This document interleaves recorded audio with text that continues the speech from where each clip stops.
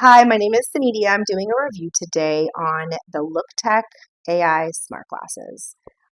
I purchased them, or actually my husband purchased them as a birthday present or backed them December of 2024. And that is when they started fulfilling pledges, or they started taking pledges. And then they stopped taking pledges around February when the tariffs started to pop off.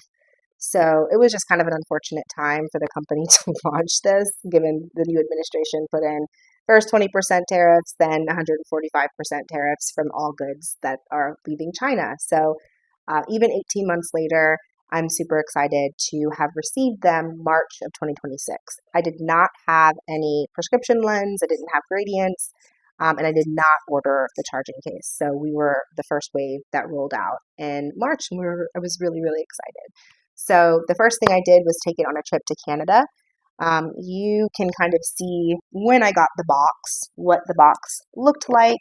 Um, it was in a hard case. So this is the box that it will ship in, and the back.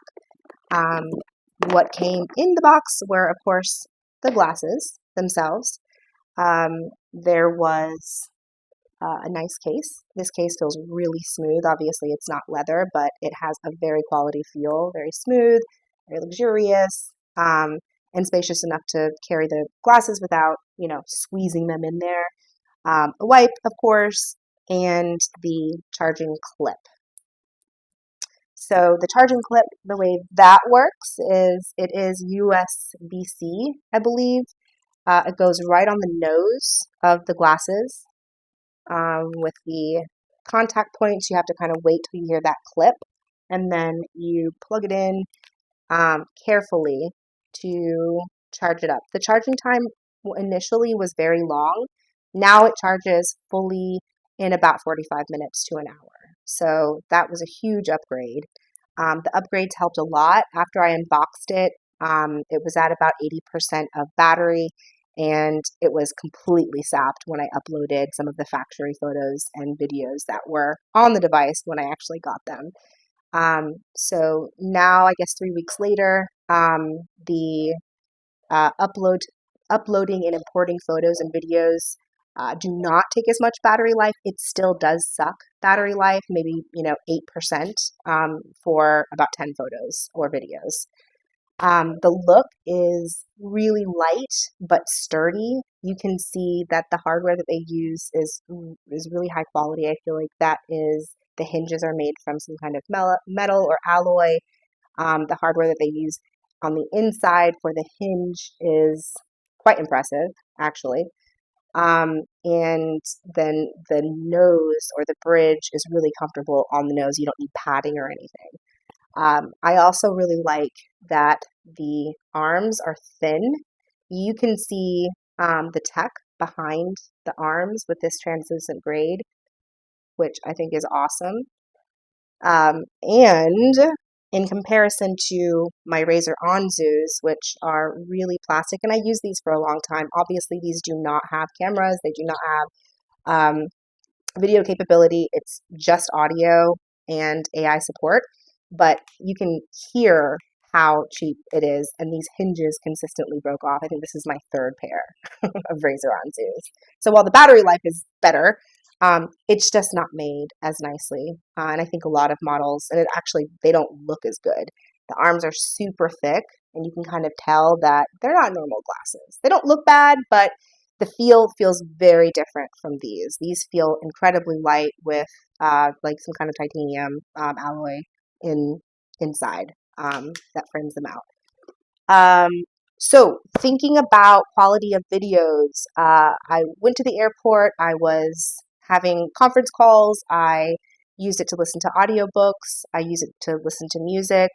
I did snap some photos in the airport to try to help it translate to me or tell me what I was looking at, which is what the AI does.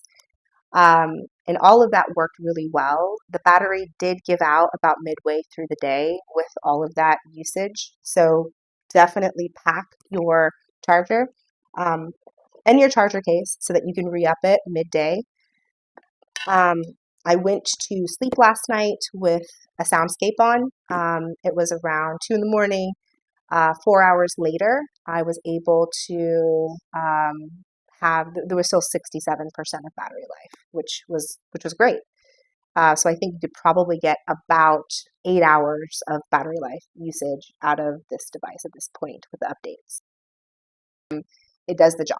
So you can see here as I was going through the airport, I filmed some taking off. I filmed some walking through the airport. It would be nice to have a little bit of stabilization, but wearing tech on your face and taking a video recording as you're jostling about is just not going to be stable. But it'd be cool if they built in some stabilization later in the updates. I'm not even sure if that's possible. Um, the audio itself with music and phone calls is exceptional. It's a really robust, deep sound, and the volume controls work really well from very soft-spoken, quiet music to loud with significant bass in there. Also, the noise canceling is pretty noticeable. I would be having conference calls in a busy airport and people couldn't hear the noise behind me. So that was really helpful when trying to continue to do work as I was out and about. It's still unusual, I think. You get some weird looks from folks because there are no earbuds in your ears and you're walking around talking. And so they look at you like, "Oh, are you all right?" But I think as they become more prevalent, people will just get used to them. The lights do come on. The indicator lights do come on when you're recording or taking a photo, just to let people know that that's what you're doing. Thinking about the app. So the app is quite clunky.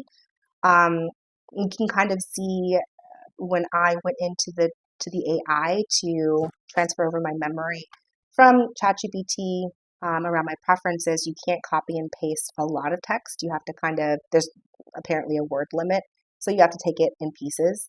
And also the response for the AI is very curt. So this is not a robust conversational AI yet. Memo is quick, succinct. You're not going to be doing any deep brainstorming. If you have a question about the weather or, a factual question, it'll respond. The response time is pretty good. I have noticed that in my car, I can't hear the AI. So it hears me and it comes on, but it's not coming through my speakers, and I'm not sure if that's a connectivity issue or what. When I first did get the glasses, there were some challenges with connecting, but after the updates, that was squared away, and I haven't had any issues with connectivity since then.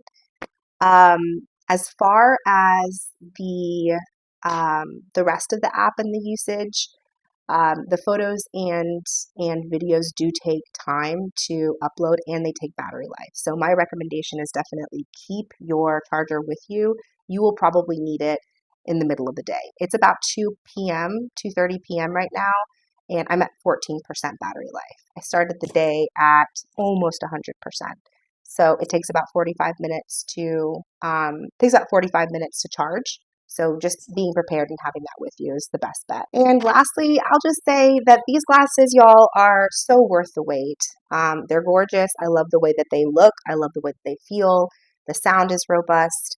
Yes, there are some hiccups. There's some inefficiency when it comes to the battery.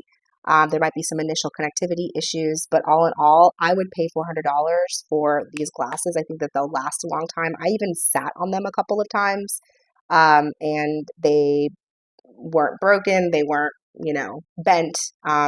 So it's a beautiful device. I'm really excited about where this company goes. Like I said, I would pay $400 for these. And I'm really looking forward to the continued updates. Happy to share any more feedback, answer any questions, but this was fun, and I hope y'all get yours soon. All right, bye.